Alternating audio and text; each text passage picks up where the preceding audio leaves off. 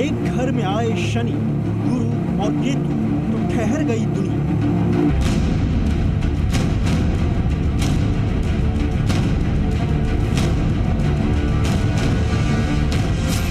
सूर्य और बुध की युति ने कोरोना का बढ़ा दिया संक्रमण।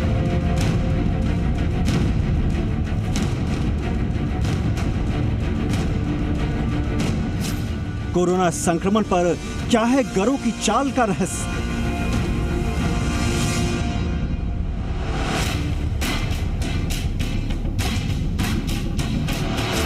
क्या कहते हैं कोरोना के संकट पर त्रिकालदर्शी?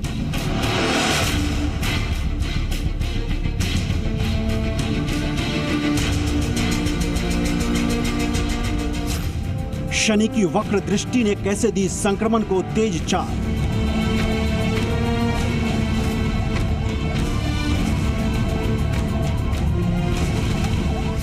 कब और कैसे थमेगा कोरोना का ये खतरनाक वायरस?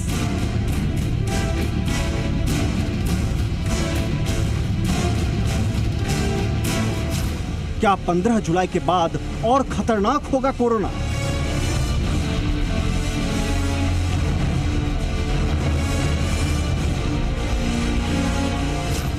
पांच अगस्त के लिए क्या है ज्योतिषियों की भविष्यवाणी?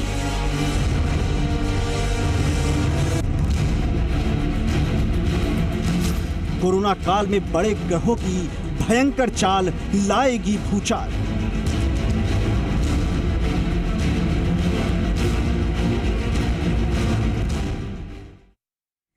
तीन ग्रहों की संक्रमण साजिश। नमस्कार, मैं हूं लक्ष्मी उपाध्याय और आप देख रहे हैं हमारा स्पेशल शो। कोरोना से कराहती दुनिया में हर किसी के पास बस एक ही सवाल है कि आखिर कोरोना से दुनिया को निजात कैसे मिलेगी। हर कोई उस तारीख का इंतजार कर रहा है जिसके बाद सब कुछ पहले जैसा नॉर्मल हो जाएगा, मगर यह तारीख शायद किसी के पास नहीं। लेकिन भारत के ज्योतिष कुछ ऐसा दावा कर रहे हैं कि तारीखों के साथ यह दावा किया जा रहा है। ग्रहों की चाल के मुताबिक कोरोना के चरित्र को परिवर्तन का भी दावा हुआ है। भारतीय ज्योतिष कोरोना को लेकर सटीक भविष्यवाणी करने का दावा कर रहे हैं। पहले हम आपको एक रिपोर्ट दिखाएंगे कि कोरोना को लेकर ज्योतिषीय गणनाएं क्या कहती हैं। फिर अपने खास मेहमानों के पास चलेंगे और जानेंगे कि कोरोना को लेकर ग्रहों का कालचक्र आखिर इस वक्त क्या चल रहा है।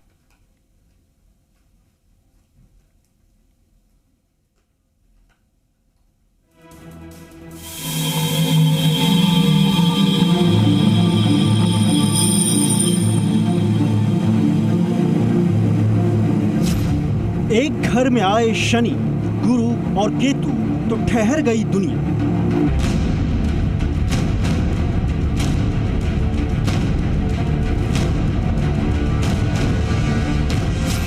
सूर्य और बुध की युति ने कोरोना का बढ़ा दिया संक्रमण।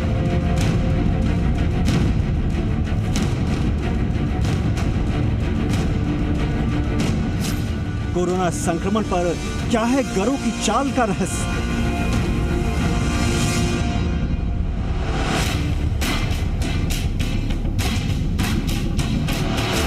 क्या कहते हैं कोरोना के संकट पर त्रिकालदर्शी?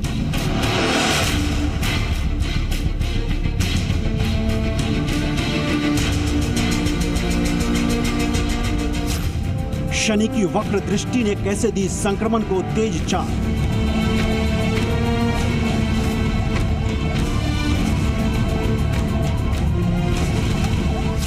कब और कैसे थमेगा कोरोना का ये खतरनाक वायरस?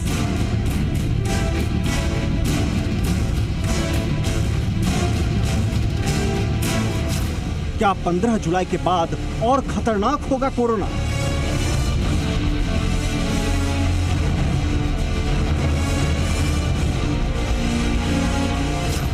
पांच अगस्त के लिए क्या है ज्योतिषियों की भविष्यवाणी?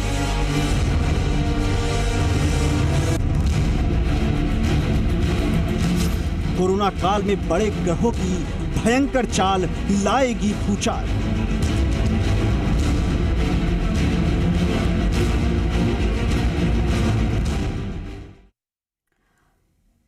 तो आज इस कार्यक्रम के माध्यम से हर व्यक्ति के जहन में जो सवाल चल रहे हैं उन तमाम सवालों के जवाब हम लेंगे। देश के जाने माने ज्योतिषाचार्य इस वक्त हमारे साथ जुड़े हैं, देश के अलग अलग राज्यों से हमारे साथ जुड़े हैं, हर राज्य का हम हाल जानेंगे। इस बीच पंडित रमेश द्विवेदी जोधपुर से हमारे साथ जुड़े हैं, आचार्य धनंजय जी लखनऊ से इस वक्त हमारे साथ जुड़ चुके हैं, सुमित रस्तोगी मेरठ से हैं और डॉक्टर नवीन कुमार ज्योतिषाचार्य पटना से इस वक्त हमारे साथ जुड़े हैं। आप सभी का सर बहुत बहुत स्वागत कार्यक्रम में शामिल होने के लिए। रमेश द्विवेदी जी, सबसे पहले आपके पास आते हुए मैं समझना चाहूंगी, ज्योतिष दावा कर रहा है कि बहुत जल्द कोरोना काल से हमें मुक्ति मिल सकती है, क्या कहती है आपकी भविष्यवाणी और क्या कह रहा है इस वक्त ग्रहों की चाल का रहस्य?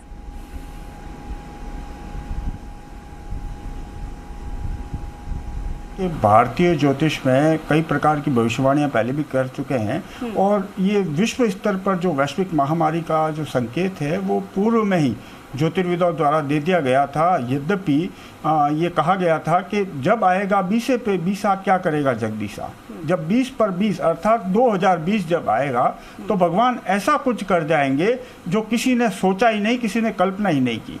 तो इस प्रकार की भविष्यवाणियां भारतीय धर्म ग्रंथों में भी विद्यमान है। महाभारत के वन पर्व में भी कली काल को लेकर कुछ भविष्यवाणियां की गई है। रामचरितमानस के उत्तरकांड में भी कुछ भविष्यवाणियां की गई है। हालांकि इस बीच में कई भविष्यवाणियां ऐसी भी वायरल हुई जिनका कोई सिर पैर नहीं है। जैसे उत्तरकांड की कुछ रामचरितमानस के उत्तरकांड की कुछ भविष्यवाणियां वायरल हुई जिनका कोई आधार नहीं है। शिव महापुराण की भविष्यवाणियां भी वायरल हुई जिनका भी कोई आधार नहीं है। और साथ ही नारद संहिता की भी कुछ भविष्यवाणियां वायरल हुई जिनका कोई आधार नहीं है। परंतु ये इतना तय है कि 2020 के बारे में पूर्व में कई भविष्यवक्ताओं ने भविष्यवाणियां कर रखी है और अलग अलग पंचांगकर्ताओं ने 2076 के अंत में, विक्रम संवत 2076 के अंत में एक महामारी की भविष्यवाणी की गई। हालांकि उसमें कोरोना का जिक्र नहीं है, परंतु महामारी पूरे विश्व पर आएगी। सभी पंचांगकर्ताओं ने एक मत से इस बात को स्वीकार किया था। आचार्य धनंजय जी लखनऊ से इस वक्त हमारे साथ जुड़े हैं। आचार्य जी, आपसे समझना चाहूंगी मैं, देखिए हर किसी के मन में पूरे देश में, हर क्षेत्र में, किसी भी जिले में, किसी भी राज्य में आप जाइए, हर कोई ये जानना चाहता है, चाहे वैज्ञानिक की दृष्टि से हो, चाहे ज्योतिष की दृष्टि से हो, चाहे भविष्यवक्ताओं की दृष्टि से हो, कि जिस संकट से आज पूरी दुनिया, पूरा देश जूझ रहा है, आने वाले कितने दिन और हमें लगेंगे इससे जूझने में? कब तक हम इस पर नियंत्रण पा सकते हैं? अगर हम एक शब्द में कहें तो कोरोना से मुक्ति हमें कब मिलेगी? पहले ऐसा सब कुछ नॉर्मल कब तक होगा सर? बहुत महत्वपूर्ण प्रश्न आपने किया है और मैं आपसे एक बात कहना चाहता हूं बहुत स्पष्ट तरीके से। जैसा कि अभी आचार्य जी भी बता रहे थे कि सदैव से सनातन धर्म में भारतीय वैदिक ज्योतिष शास्त्र के अनुसार इस प्रकार की महामारियों के संदर्भ में ज्योतिषी गणनाएं हमें सतर्क करती रही हैं। लेकिन आपने बड़ा महत्वपूर्ण प्रश्न किया है कि पूरी दुनिया को ये जो रोग प्रभावित कर रहा है, कोरोना नाम की महामारी प्रभावित कर रही है, कब तक हमें ये स्थिति स्पष्ट होती हुई दिखाई देगी, कब तक छुटकारा मिलेगा? मैं आपको सीधे सीधे स्पष्ट तरीके से कहना चाहता हूं कि मुझे नहीं लगता है कि जब तक राहु ग्रह का गोचर परिवर्तित होगा तब तक इसमें कोई राहत मिलती हुई दिखाई दे रही है। और यह स्थिति आएगी सितंबर माह के अंत में जब राहु का गोचर होगा। इसका कारण यह है क्योंकि शनि को, राहु को रहस्यमय बीमारियों के लिए कारक ग्रह मानते हैं और वैदिक ज्योतिष शास्त्र में शनि असाध्य रोगों का कारक ग्रह कहे गए हैं। शनि देव को न्याय का देवता भी कहते हैं। लेकिन जब चरमतम कोई ऐसी बीमारी जो कि छुआछूत के माध्यम से फैले और जनमानस को बिना किसी चिकित्सा के पीड़ित करे, प्रताड़ित करे, ये भाव केवल और केवल राहु का संभव है। राहु ग्रह का गोचर जब तक परिवर्तित नहीं होगा, क्योंकि राहु वर्तमान समय में अपनी उच्च की अवस्था में है और जब तक राहु बलवान रहेंगे। हाँ, एक बात मैं कहता हूं कि शनि देव का वक्री होना 11 मई के बाद से आरंभ हुआ है, लेकिन पुनः एक बार फिर से जून महीने में जब सूर्य ग्रहण और चंद्र ग्रहण प्रभावी होगा तो हो सकता है अलग अलग संदर्भों में, क्योंकि इस बार के जो गोचर की स्थिति बन रही है पूरी धरती पर, जैसा कि अभी अभी आचार्य जी कह रहे थे कि समय समय पर इस प्रकार की जितनी भी प्रक्रियाएं होती हैं सनातन धर्म में इसका उल्लेख है, नारद संहिता में भी है, वेद व्यास जी ने भी इसको स्पष्ट किया है, कालिदास जी ने भी स्पष्ट किया है। लेकिन बीच बीच में कई ऐसे माध्यमों से हमारे पास जो सूचनाएं आई उसका उल्लेख कहीं नहीं है, वो केवल भ्रमित करने जैसी हैं। हाँ, एक बात मैं स्पष्ट रूप से कहूंगा कि इस बार का जो गोचर है यह अपने आप में इतना अधिक प्रभावी है और अपने आप में इतना अधिक क्रियाशील है कि इस गोचर का प्रभाव पूरी दुनिया पर पड़ रहा है और बहुत जल्द सितंबर माह के बाद से हम लोग देखेंगे कि पूरी दुनिया धीरे धीरे धीरे धीरे अपने आप को सहज और सामान्य कर पाएगी। चलिए आचार्य जी हमारे साथ रहिए। सुमित रस्तोगी इस वक्त मेरठ से हमारे साथ जुड़े हैं। सुमित जी, आपसे समझना चाहूंगी, आपने सुना आचार्य धनंजय जी कह रहे हैं कि राहु ग्रह का गोचर परिवर्तित होगा, उसके बाद ही इसमें आपको कुछ राहत मिलेगी और उन्होंने वक्त दिया है सितंबर तक का। तो क्या हम माने कि सितंबर के बाद दुनिया और पूरे देश को इससे बड़ी राहत मिलेगी? और इसको अगर हम चिकित्सीय परामर्श की तरफ ले जाएं तो क्या सितंबर में जो वैक्सीन बनाने के दावे कर रहे हैं क्या वो यहां पर पूर्ण होते हुए नजर आएंगे और फिर हमें राहत की दिशा दिखती हुई नजर आएगी? सुमित जी,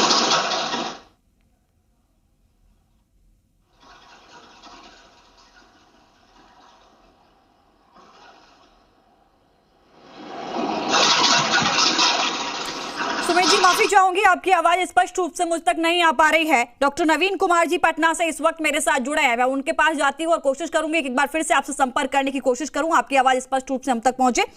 डॉक्टर नवीन कुमार जी, आपसे मैं यही सवाल करना चाहूंगी कि देखिए सितंबर तक का वक्त दिया है डॉक्टर धनंजय जी ने, वो कह रहे हैं कि देखिए राहु ग्रह का गोचर परिवर्तित होगा, उसके बाद लक्ष्मी हो सकता है कि देश और दुनिया को इससे राहत मिले। आप क्या कहेंगे इस पूरे मामले को लेकर? जी बिल्कुल, हम धनंजय जी के बात से सहमत है, क्योंकि देखिए सबसे इम्पोर्टेंट विषय क्या है कि जो ज्योतिष में इस ढंग की महामारी और युद्ध या किसी भी प्रकार की आपदा के बारे में जो वर्णन जो है ये बहुत पहले से हमारे ग्रंथों में मौजूद है और ये कि नई बात नहीं है, कोई पहली बार नहीं आई है इस पृथ्वी पे। देखिए 26 दिसंबर 2019 को जो सूर्य ग्रहण लगा था, जिसका इम्पैक्ट जो है हमारे इस पूरे विश्व को, पूरे संसार को झेलना पड़ रहा है। और सबसे इम्पोर्टेंट चीज क्या है कि जो हमारे ज्योतिष में बहुत प्रकार के मापदंड इसमें बताए गए हैं, अलग अलग प्लैनेट के कॉम्बिनेशन बताए गए हैं, अलग अलग इक्लिप्स के कॉम्बिनेशन को बताया गया है कि किसका क्या प्रभाव पड़ेगा देश काल दुनिया जातक के ऊपर। तो अभी सबसे इम्पोर्टेंट चीज क्या है कि जो केतु है, आप देखिएगा केतु हम लोग के ज्योतिष में एक नवतारा चक्र एक कॉन्सेप्ट है जिसके माध्यम से जो है हम लोग कुछ गन्ना निकालते हैं। इसमें क्या है कि जो हमारी भारत की कुंडली है, ठीक है, तो भारत की कुंडली में जो मूल नक्षत्र है वो हमारे भारत के लिए जो है विपत का कारण है और विपत नक्षत्र मूल नक्षत्र के ऊपर जो है विपत्ति के रूप में केतु जो है विराजमान है, जो कि 12 फरवरी से आए हैं। अब जब केतु का गोचर जो है ये आपको मूल नक्षत्र पे जब से शुरू हुआ है तो देखिएगा 12 फरवरी के बाद से जो चौथा चरण पे केतु का जो गोचर है वो आंशिक रूप से कहीं ना कहीं कुछ आंशिक रूप से कुछ पेशेंट हमारे कोविड के भारत में आए। इसके बाद ये 22 मार्च को जो है अपने तीसरे चरण में आए, तो उसके बाद अचानक से इसमें बढ़ोतरी हुआ। फिर 22 अप्रैल के बाद से जो है वो अपने दूसरे चरण पे आए हैं। तो उसी तरह क्रमशः जो है ये 19 अगस्त तक ये चलकर ये 19 सितंबर को ये टोटल केतु जो है अपना ये ज्येष्ठा नक्षत्र में जा रहा है, अपने ट्रांजिट को चेंज कर रहा है। तो निश्चित रूप से कहा जा सकता है कि ये जो हम लोग को कुछ सुकून जो मिलने जा रहा है आने वाले समय में, ये 19 सितंबर के बाद से ही हम लोग एक अच्छा एक उम्मीद रख सकते हैं। और इसके साथ साथ गुरु और शनि का ट्रांजिट भी बहुत इंपॉर्टेंट है, क्योंकि गुरु और शनि का ट्रांजिट जो है जो हमारे जो गोचर में जो चल रहे हैं वो भी कहीं ना कहीं आर्थिक कठिनाइयों को बढ़ाने का ही काम कर रहा है। और ये ऐसा एक बार कोई नहीं है, हर एक 20 साल में गुरु और शनि का गोचर का ट्रांजिट जो है हमारे कुंडली में देखने को मिलते हैं, जिसके प्रभाव से आर्थिक कठिनाइयां हमारे गवर्नमेंट को झेलना पड़ सकता है, परेशानी हो सकती है निश्चित रूप से। जी डॉक्टर नवीन जी, अगर मैं बिहार के परिप्रेक्ष्य में आपसे समझना चाहूँ, आपने कहा कि देश की कुंडली में इस वक्त ये संकट खड़ा है और उस कुंडली के लिहाज से आपने उन सारी परिस्थितियों को यहाँ पर दर्शाया। बिहार के लिहाज से अगर मैं बात करूं तो बिहार की कुंडली में इस वक्त आप क्या देख पा रहे हैं? खासकर सिर्फ बिहार की बात हो रही है, कब तक राहत मिलेगी बिहार में कोरोना से? देखिए एक्चुअली देखिए, बिहार जो है भारत का ही एक अंग है, और सबसे बड़ी बात है कि जो ये ग्रहण लगता है ये किसी मतलब व्यक्ति विशेष के लिए नहीं लगता है। ग्रहण का प्रभाव जो है पूरे पृथ्वी में, पूरे जीव मंडल पे पड़ता है। तो सबसे इम्पोर्टेंट क्या चीज है कि ये जो दो ग्रहण लगे हैं लगातार, एक 26 दिसंबर 2019 को और एक 10 जनवरी 2020 को, और इसमें छह ग्रहों का युक्ति रहा है। ये ग्रहण का जो प्रभाव है, स्पेशली जो केतु है, शनि के साथ जो केतु का जो कॉम्बिनेशन है, केतु जो है इंडिकेट करता है इंसेक्ट को, कीटाणु को, वायरस को, जीव को इंडिकेट करता है। ठीक है, तो इसके साथ देखिए अब क्या हुआ, भारत में इसका प्रभाव कब से शुरू हुआ। ये कहानी जो है दिसंबर 26 से ही शुरू हो गई थी, और जैसा कि हम लोग जानते हैं कि पहला जो केस जो है, जो WHO ने जो चाइना को जो वार्निंग दिया था 31 दिसंबर 2019 को उन्होंने वार्निंग दिया था कि इस ढंग की कुछ गतिविधि आपके यहाँ चल रही है या कुछ ऐसा है तो आप बताएं। पर भारत में जो पहला केस मिला, जब 12 फरवरी को जब केतु मूल नक्षत्र में प्रवेश किया, तब जो है गिने चुने कुछ केस भारत में देखने को मिले। ये नवीन जी, मैं आपके पास लगातार जो है बढ़ना। सुमित जी मेरे साथ जुड़े हैं मेरठ से इस वक्त। सुमित जी, आपका एक बार बहुत स्वागत है कार्यक्रम में। मैं आपसे समझना चाहूंगी, अब तक मैंने रमेश द्विवेदी जी, धनंजय जी, नवीन जी, तीनों से बातचीत की। तीनों का निष्कर्ष जहां तक मैं समझ पाई हूं वो ये है कि शनि, गुरु और केतु जब एक दिशा में पहुंचते हैं, एक घर में पहुंचते हैं, तो ये संकट इस वक्त हम अपने देश पे और दुनिया में देख पा रहे हैं। क्या ये सही है कि शनि, गुरु और केतु के एक घर में आने से इस वक्त पूरी दुनिया ठहर गई है कोरोना कहर से? देखिए लक्ष्मी जी, इसमें हम अगर इसको समझे तो शनि, गुरु, केतु ही एकमात्र कारण नहीं है, क्योंकि अगर हम कोरोना जैसे भयंकर रोग के बारे में अगर समझना चाहते हैं तो हमें सबसे पहले इसको राहु से संबंध इसको बनाना पड़ेगा, क्योंकि जितने भी संक्रमण वाले रोग हैं या भयानक रोग हैं वो राहु से ही प्रदर्शित होते हैं। और मैंने पहले भी काफी बार इस चीज को लोगों को बताया है कि राहु से षडाष्टक योग बना हुआ है, जहां पर कि शनि, गुरु और केतु जो अभी बात हो रही है वो योग जो बना हुआ है वो राहु से बना हुआ है। और राहु जैसे संचार की राशि है जी, तो ये भी देखा कि ये जो रोग है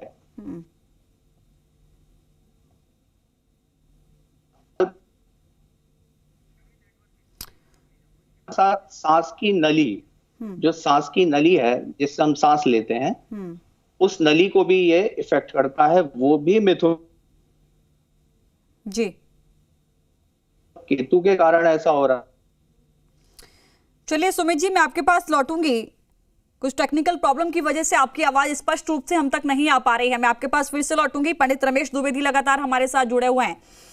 रमेश जी, मैं आपसे समझना चाहूंगी सर, देखिए सितंबर में हम देख पा रहे हैं सभी की दृष्टि से, ज्योतिष की दृष्टि से, भविष्यवक्ताओं की दृष्टि से कि हाँ हमें थोड़ी राहत मिलने जा रही है, लेकिन यही दृष्टि ये कह रही है कि सर जुलाई में बहुत ज्यादा कोरोना एक बार फिर से अपना कहर बरपाएगा। क्या ये सही है?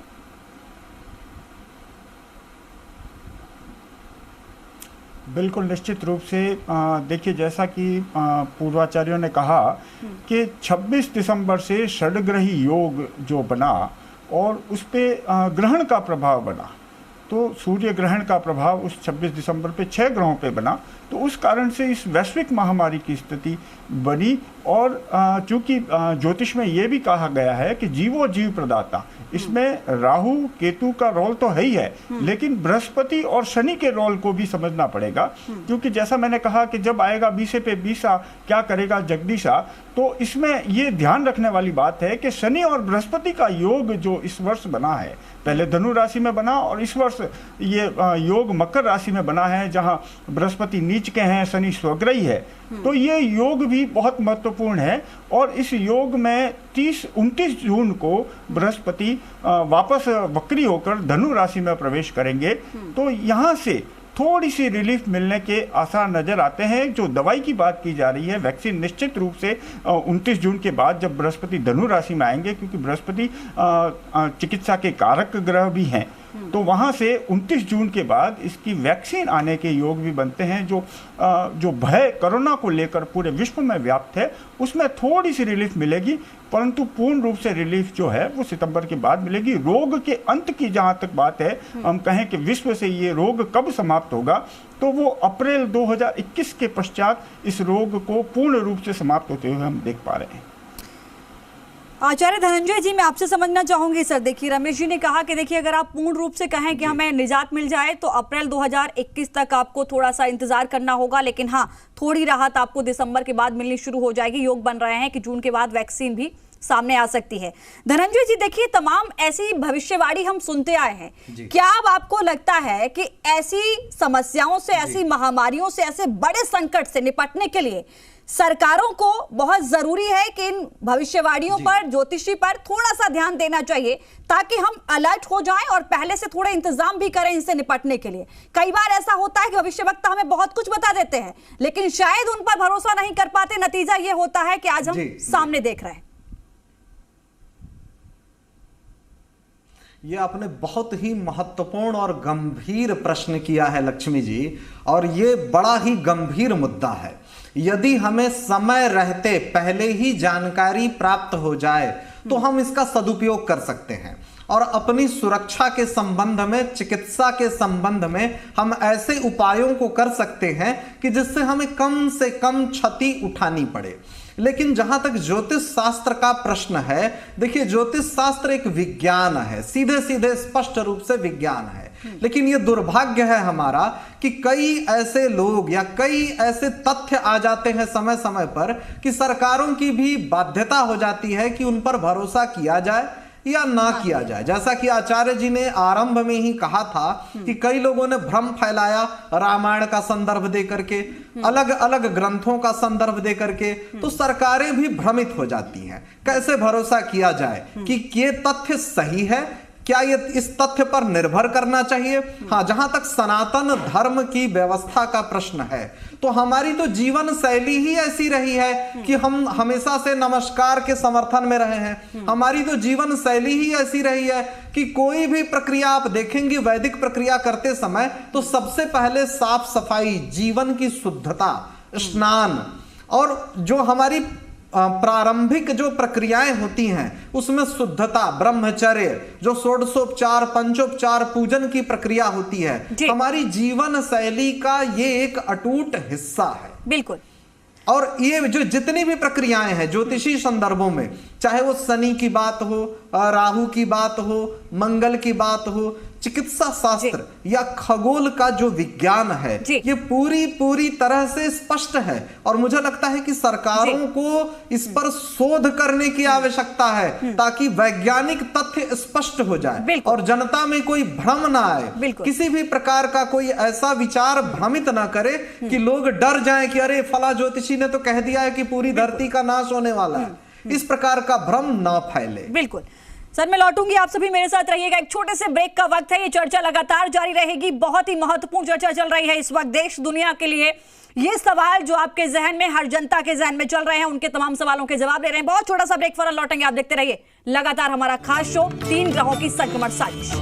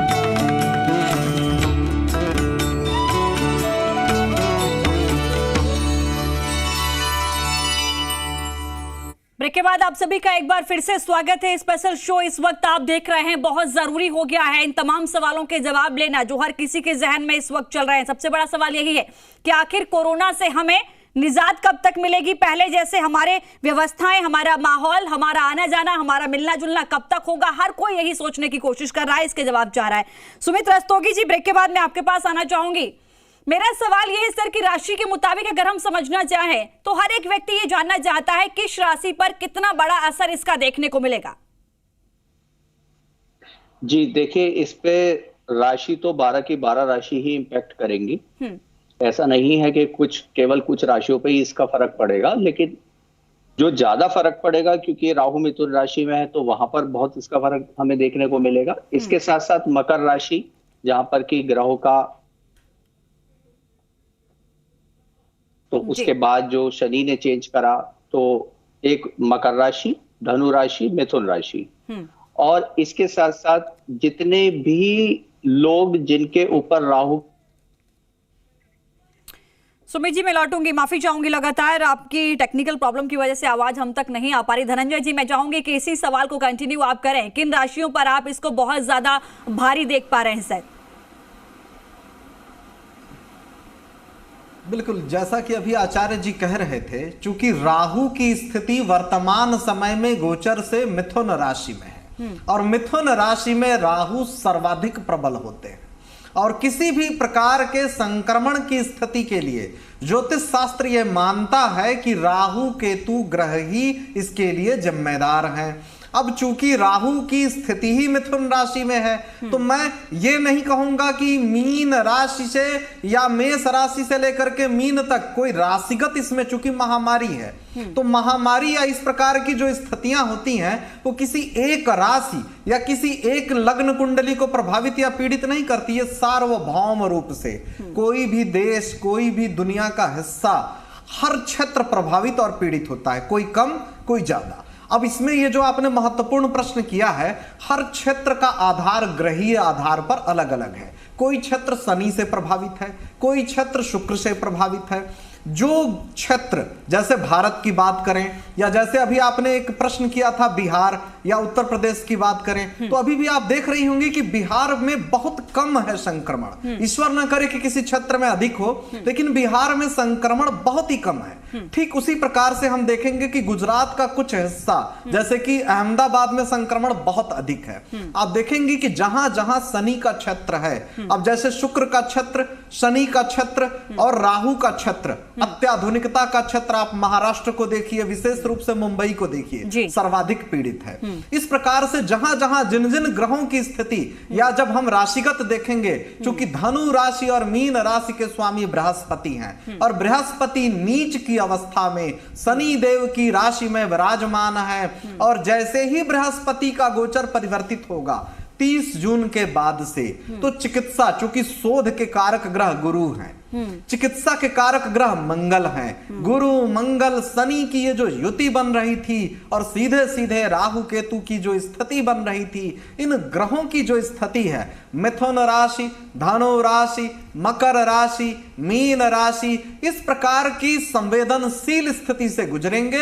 और इन राशियों को फिर मैं कहूंगा केवल राशि को आधार नहीं मानिएगा, क्योंकि हो सकता है किसी किसी की कुंडली में राहु प्रबल हो, और जैसा कि हम देख रहे हैं आंकड़े, आप लोग तो 24 घंटा मीडिया के क्षेत्र में कार्य कर रही हैं, आप स्वयं देख रही होंगी कि कुछ लोग स्वस्थ होकर के अपने घर जा रहे हैं, सकुशल घर जा रहे हैं। निश्चित सी बात है उनकी जन्म कुंडली में राहु बहुत ही शुभ फल दे रहा है, शनि बहुत ही शुभ फल दे रहा है, बृहस्पति की स्थिति प्रबल है। तो जिन जिन जातकों की जन्म कुंडली में मंगल ग्रह चूंकि चिकित्सा के कारक होते हैं, गुरु ग्रह चूंकि शोध के कारक होते हैं, चिकित्सा में भी चिकित्सा शिक्षा विशिष्ट हो जाती है। जब हम उपाय, बीमारी के इलाज की बात करते हैं और दवाइयों की बात करते हैं, तब उसमें मंगल और बृहस्पति का रोल प्रबल हो जाता है। बृहस्पति का गोचर 30 जून से शुभ स्थिति में प्रभावी होगा, और जाहिर सी बात है तब चिकित्सा पर नियंत्रण समूचे विश्व का होने लग जाएगा, और तब विश्व ये दावेदारी प्रबलता से करेगा कि अब इसका इलाज इन इन संदर्भों में संभव है। ठीक है सर, बहुत अच्छी बात कही आपने। नवीन जी, मैं इसी चीज को आगे बढ़ाते हुए आप तक पहुंचना चाहूंगी। इन्होंने कहा कि 30 जून से बृहस्पति का गोचर बदलेगा और ऐसे में इन्होंने कहा कि शोध का कारक गुरु बृहस्पति है। तो क्या हम माने कि जो हम दावा कर रहे हैं कि सितंबर तक वैक्सीन तैयार हो जाएगी, वो वैज्ञानिक या फिर एक मेडिकल क्षेत्र हो सकता है, लेकिन इसको मैं ज्योतिष से भी मिलाकर अगर मैं समझना चाहूं तो क्या ये हम कहें कि जब 30 जून से बृहस्पति का गोचर बदलेगा तब जाकर हम इस बात का दावा कर पाएंगे?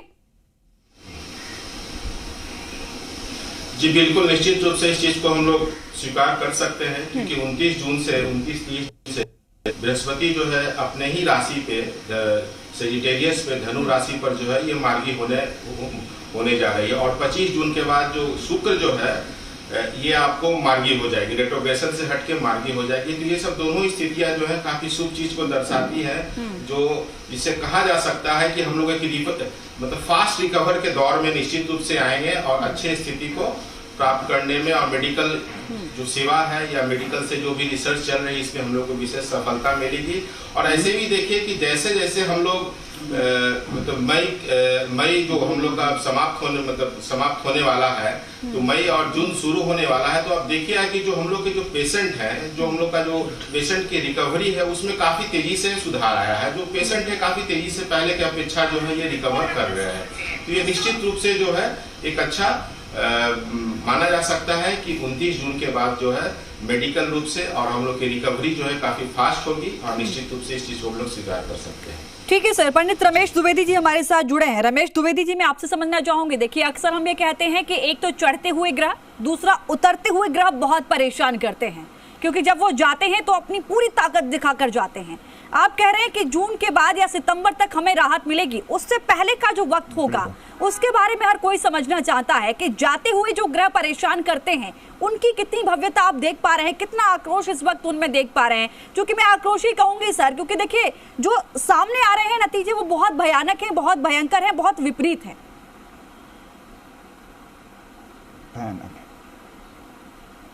बिल्कुल निश्चित रूप से ये आपने बहुत ही महत्वपूर्ण प्रश्न पूछा है कि या तो उतरता हुआ ग्रह नुकसान देता है या चढ़ता हुआ।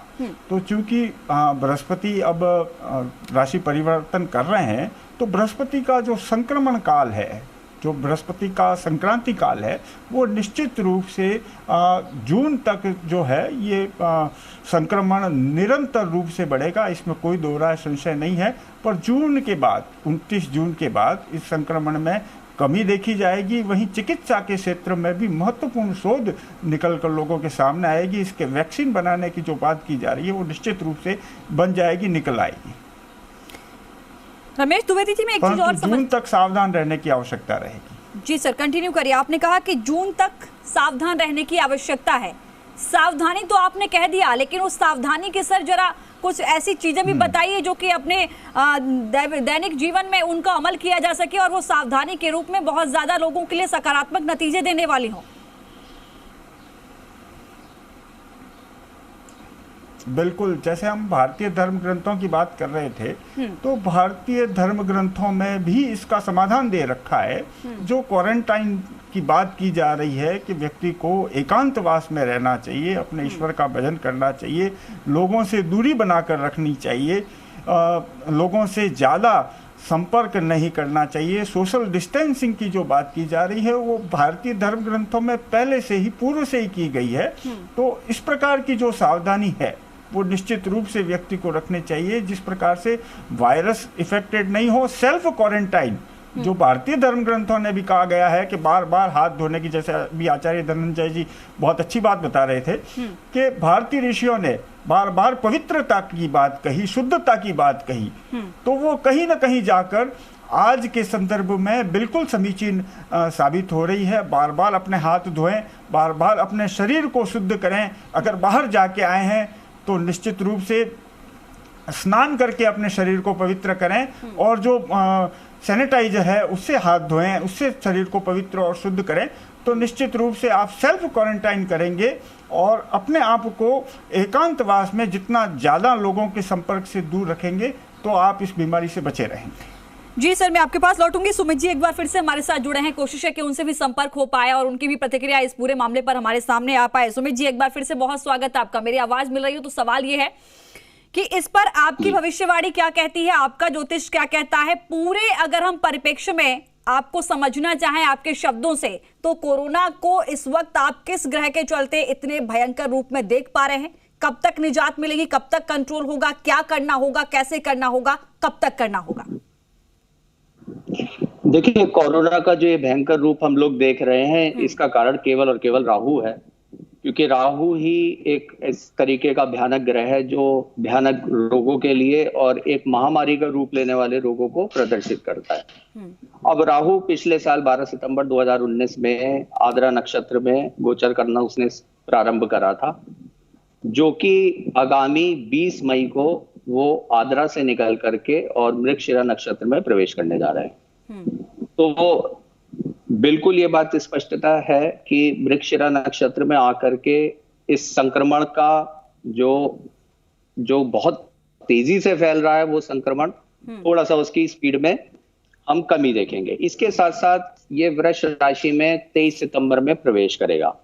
उसके बाद हम ये मान करके चलेंगे कि इस रोग से या इस रोग से होने वाली जो क्षति अभी तक हमारे पास हुई है।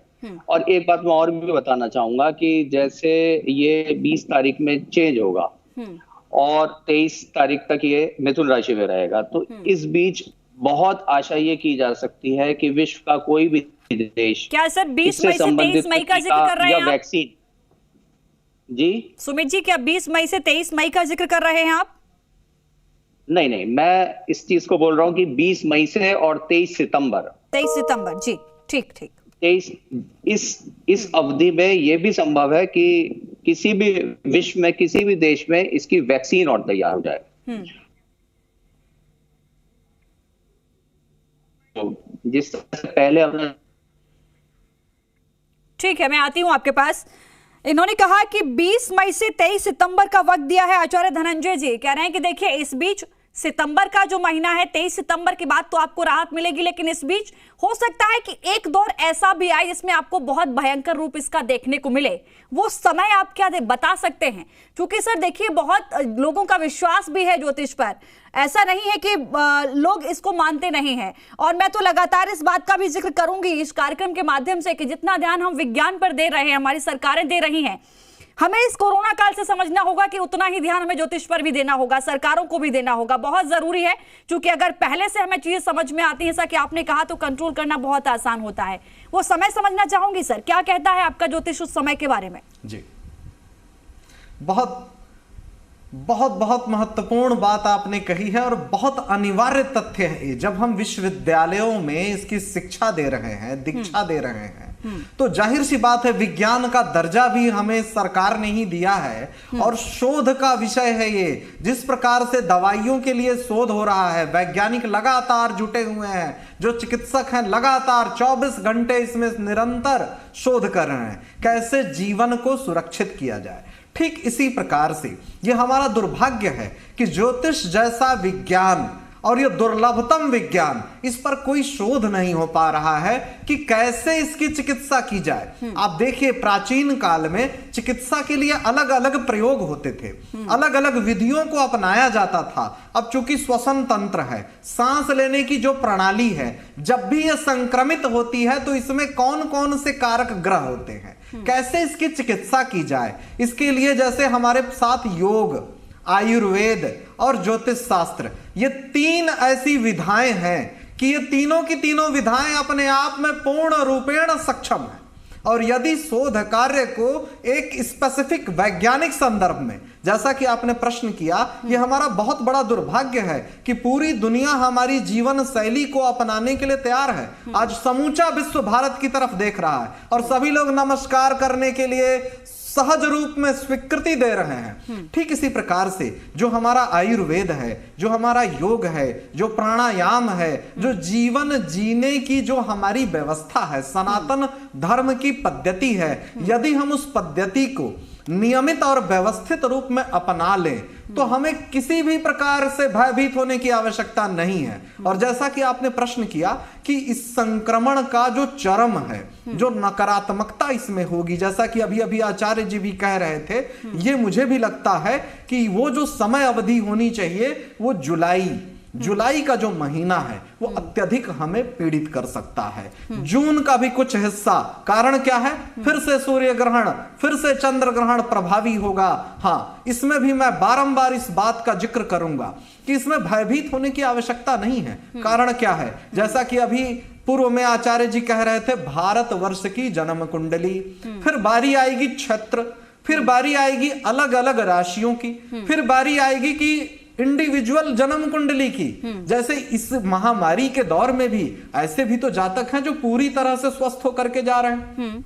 जाहिर सी बात है, उनकी जन्म कुंडली में कोई तो योग होगा, अन्यथा उनका भी जीवन नष्ट हो जाता। भयभीत बिल्कुल नहीं होना है, केवल हमें इस विषय पर लगातार शोध करना है कि प्रश्न सिर्फ इसी महामारी का नहीं है। जब तक जीवन है तब तक बीमारियां हमें भयभीत करती रहेंगी, और भविष्य में भी, पहले भी ऐसा होता रहा है कि भीषणतम महामारियां मानव जीवन को प्रभावित और पीड़ित करती रही हैं। शास्त्रों में इसका जिक्र है, प्राचीन काल में भी ऐसा होता था। तब हमारे पास इतने संसाधन नहीं थे। अब तो विज्ञान को, धर्म को, ज्योतिष को, हम सबको मिलजुल करके और एक ऐसी व्यवस्था को बनाना होगा कि भविष्य में भी यदि कोई महामारी या कोई बीमारी हमें पीड़ित करे तो हम उसका एक ऐसा सटीक उपाय कर लें कि बिल्कुल भी हमें चिंतित ना होना पड़े।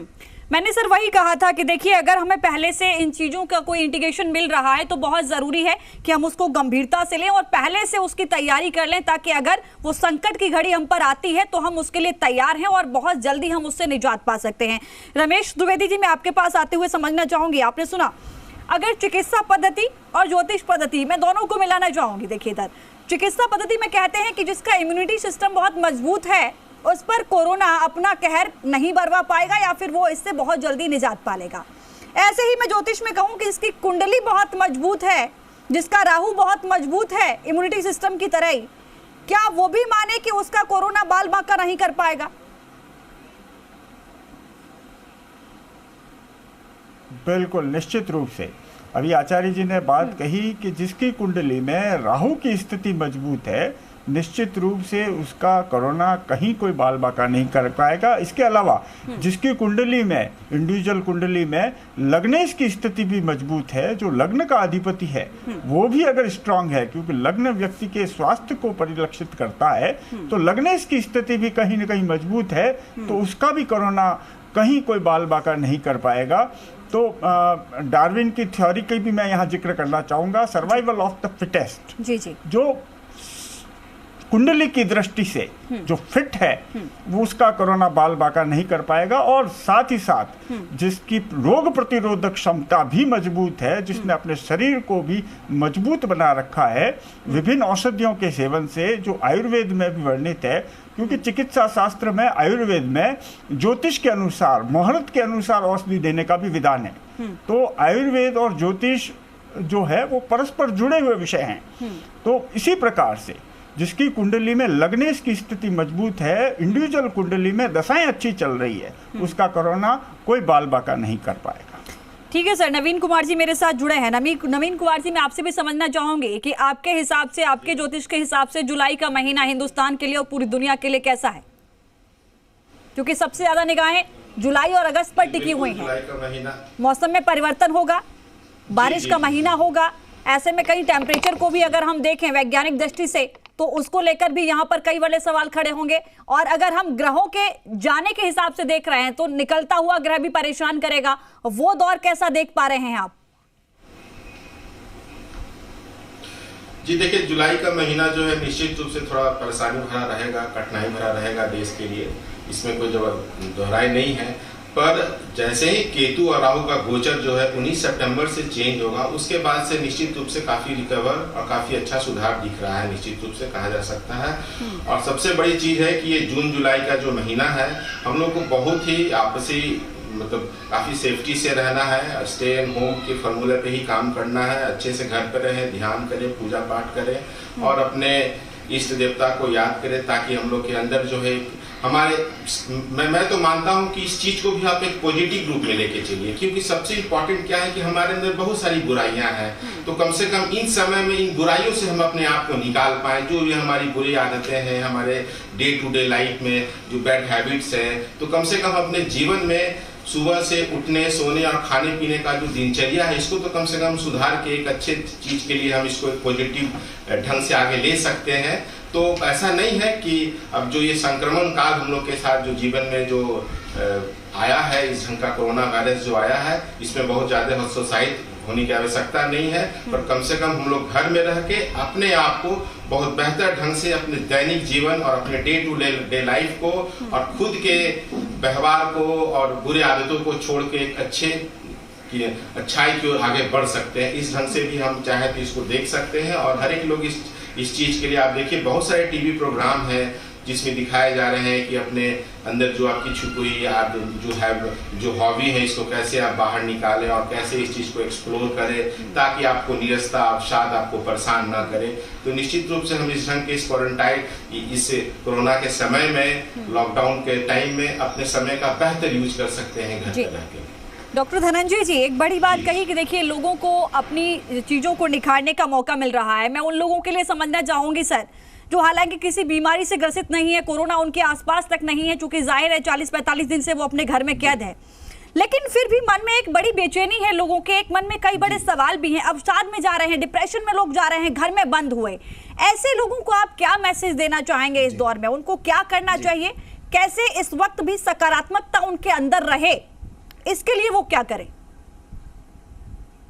बहुत बहुत महत्वपूर्ण बात आपने प्रश्न किया है लक्ष्मी जी, मैं आपको इसके लिए बहुत बहुत धन्यवाद देता हूं। कई जातक बड़ा ही गंभीरता से, बड़े ही डर के साथ, बड़े ही भयभीत होकर के जीवन के प्रति जो उनका प्रश्न है वो यही प्रश्न है कि अब क्या करें, अब कैसे होगा, क्या होने वाला है। बिल्कुल भी चिंतित ना होइए, ये जो समय है इस समय का सदुपयोग करिए, आत्मचिंतन करिए, अपनी योजनाओं को बनाइए कि जब ये सारी चीजें व्यवस्थित होंगी, सकारात्मकता बहुत ही अनिवार्य है। संकट का समय हमेशा हमें नई सीख देता है।